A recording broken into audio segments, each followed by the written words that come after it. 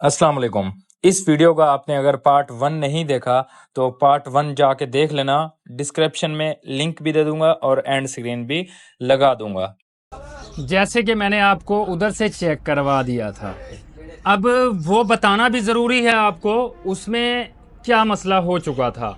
आप समझ लें कि ये इंजन उसी का खुला पड़ा है, वैसे उस गाड़ी का नहीं है। आपको समझाने के लिए कि उस गाड़ी में क्या मसला हो चुका था। यहाँ पे आपने ये नहीं सोचना कि उस गाड़ी में क्या मसला था और जो आपके पास इंजन है अलग अलग तरीके से बैक कंप्रेशन हो जाता है। तो आपकी गाड़ी में या फिर आप इंजन चेक कर रहे हैं या फिर आपका कोई भी इंजन है उसमें क्या मसला हो चुका है, इस वीडियो में आपको ये भी इंशाल्लाह पता चल जाना है। तो यहाँ पे मैं आपको दिखा देता हूँ। पहले आपको मैं ये बताऊंगा जो बैक कंप्रेशन है वो कहाँ से शुरू होता है, हमारा जो इंजन है वो किस तरीके से कुछ वर्किंग करता है। थोड़ी बहुत बता सकूंगा, बहुत ज़्यादा नहीं, क्योंकि ये टॉपिक ही बैक कंप्रेशन के सलूशन के बारे में। आप बैक कंप्रेशन का कैसे पता कर सकते हैं, साथ में आपको ये भी पता चल जाना है कि बैक कंप्रेशन आता किस तरीके से है। पहला नंबर हम आपको बताएंगे कि ये इंजन 4 स्ट्रोक होता है, जैसे कि सब लोगों को तकरीबन पता होगा। तो ये 4 स्ट्रोक किस तरीके से होता है पहले मैं ये बता देता हूँ। ये डालते हैं इसमें पिस्टन, ताकि आपको 4 स्ट्रोक का पता चले, फिर जो है आप जान सकें कि हमारा जो बैक कंप्रेशन है वो कहाँ से शुरू होता है। पिस्टन होता है कुछ इस तरीके से फिटिंग, ये यहाँ पे। ओके, फर्ज किया कि हमारा इंजन जो है वो स्टार्ट हो रहा है, तो पहला स्ट्रोक यहाँ पे जानते हैं कि पहला स्ट्रोक कौन सा है।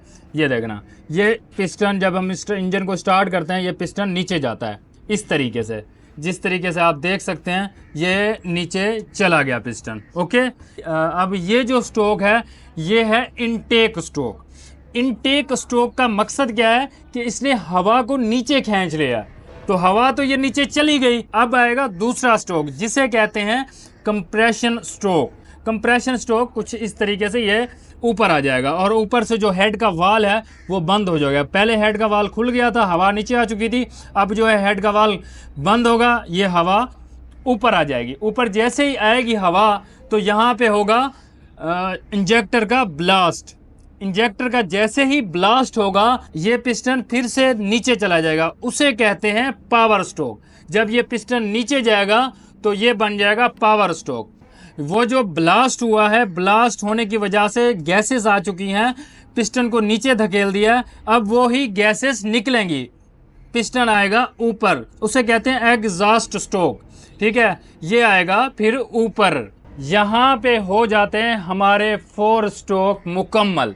यहाँ पे आपको बताता हूँ कि धुआं और प्रेशर जिसे ब्लो बाय कहते हैं, बैक कंप्रेशन, वो चैम्बर में कब आता है ये मैं आपको बता देता। अब यहाँ पे मैंने आपको बता दिया, पहला स्ट्रोक इनटेक स्ट्रोक, दूसरा स्ट्रोक कंप्रेशन स्ट्रोक, तीसरा स्ट्रोक पावर स्ट्रोक, चौथा स्ट्रोक एग्जॉस्ट स्ट्रोक। ओके, तो यहाँ पे आपने मेरे ख्याल में ये समझ लिया। अभी यहाँ पे ऐसा होता है कि जब ये पिस्टन नीचे जाता है तो हवा को नीचे खींच के चला जाता है।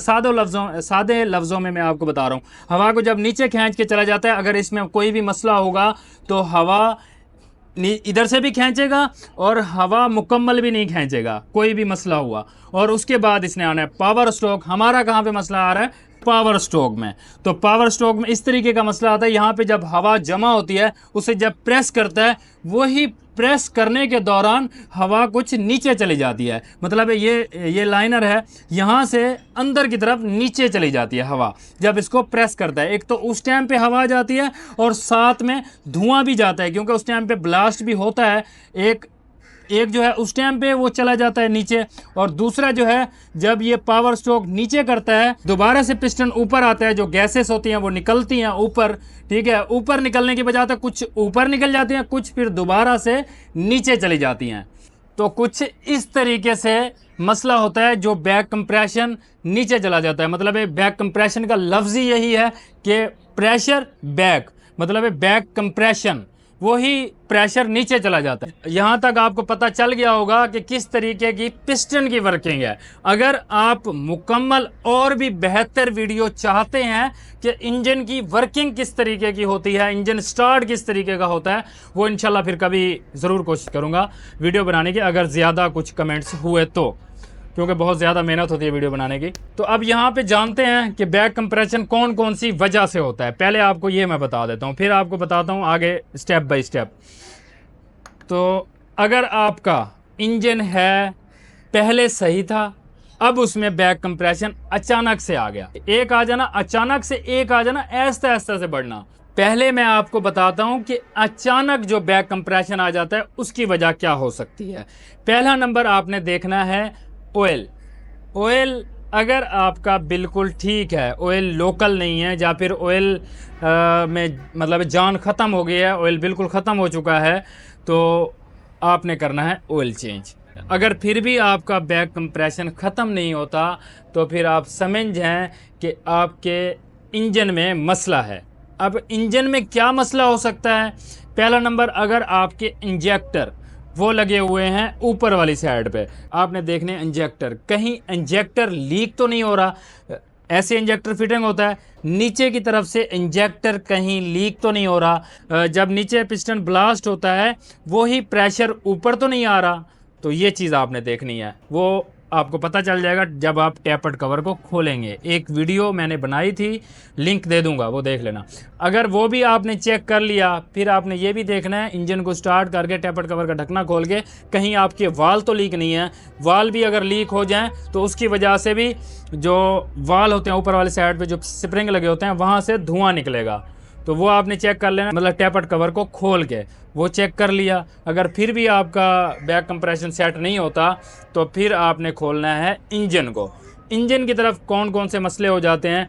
फर्स्ट मसला, जब आपका अचानक से इंजन बैक कंप्रेशन मारने लग गए, इंजन गर्म भी नहीं हो, इंजन ओवर हीट भी नहीं होता, तो अचानक से ऐसे बैक कंप्रेशन, फिर आप समझ जाएं कि आपका जो पिस्टन है वो क्रैक हो चुका है, या फिर पिस्टन क्रैक हो चुका है, या फिर इसका लाइनर क्रैक हो चुका है, या फिर आपका कोई रिंग टूट चुका है। ये वजह अचानक से हो जाती हैं, मगर आपने उस चीज़ को जानना कैसे है? वो इस तरीके से कि जो आपका बैक कंप्रेशन होगा, जो धुआं होगा, वो पाइप की तरफ से रुक रुक के निकल रहा होगा, मतलब थोड़ा उसमें गैप आ रहा होगा। तो अगर फ़र्ज़ किया आप स्टार्ट करते हैं रुक रुक के निकल रहा है, आप समझ जाए किसी एक पिस्टन का मसला है। ठीक है, ये मसला आपको बता दिया। अब फ़र्ज़ किया कि अचानक से नहीं होता, ऐसा ऐसा से बैक कंप्रेशन बढ़ता है, ऐसा ऐसा से ऑयल कम होने लगता है, तो फिर उसके साथ क्या मसला हो सकता है? उसके साथ ये मसला हो जाता है कि ये जो आपके रिंग हैं ये कमज़ोर हो जाते हैं। और किस तरह से कमज़ोर होते हैं अगर मैं आपको दिखाऊं इसके अंदर डाल के, तो आपको काफ़ी बेहतर जो है वो पता लग जाएगा। ये था हमारी वीडियो का पार्ट 2। नेक्स्ट पार्ट में मज़ीद तफसील से बात करेंगे और आपको बताएंगे बैक कंप्रेशन के हवाले से। तो अगर आप नेक्स्ट पार्ट देखना चाहते हैं तो चैनल को ज़रूर सब्सक्राइब कर दें और बेल आइकन को ऑल पे क्लिक कर दें ताकि आपको नेक्स्ट पार्ट का नोटिफिकेशन मिल सके।